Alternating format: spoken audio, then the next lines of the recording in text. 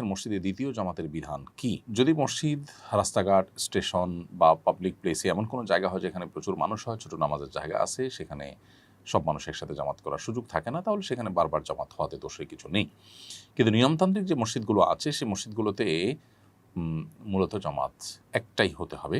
কারণ একাধিক জামাত যদি সেখানে নিয়মেই রাখা হয় যে আধা ঘন্টা পর জামাত হবে, তো স্টেশনের বা আপনার ফেরিঘাট ইত্যাদি পাবলিক প্লেসের যে মসজিদগুলো থাকে সেগুলোতে হিউজ মানুষের গ্যাদারিং এবং এক জামাতের সবাই নামাজ পড়তে পারেন না, সেগুলোর কথা ভিন্ন। কিন্তু নিয়মতান্ত্রিক মহল্লার যে মসজিদগুলো থাকে এগুলো তো একটা জামাতেই সব মানুষের জামাতে নামাজে শরিক হওয়ার সুযোগ রয়েছে। সেখানে হয়তো কেউ আসতে পারেন না বা কারো দেরি হয়ে যায়, সেটার কারণে নিয়মতান্ত্রিকভাবে দ্বিতীয় আরেকটা জামাত প্রতিষ্ঠা করা অনুচিত এবং নাজায়েজ। কারণ এটি যদি করা হয় তাহলে সেক্ষেত্রে মসজিদে জামাতের যে মূল উদ্দেশ্য সেটাই কিন্তু ব্যাহত হয়ে যায়। তারপরে যদি এক দুজনের জামাত ছুটে যায়, তারা মসজিদের বারান্দায় বা মসজিদের পেছনে কোথাও তারা যদি জামাতের নামাজ পড়ে নেন, ইনশাআল্লাহ সেটি জায়েজ হবে।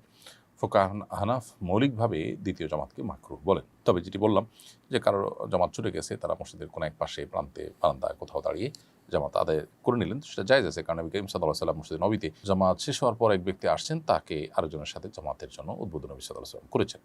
মৌলিকভাবে নিয়মতান্ত্রিকভাবে একাধিক জামাত মসজিদের মধ্যে প্রতিষ্ঠা করা উচিত না।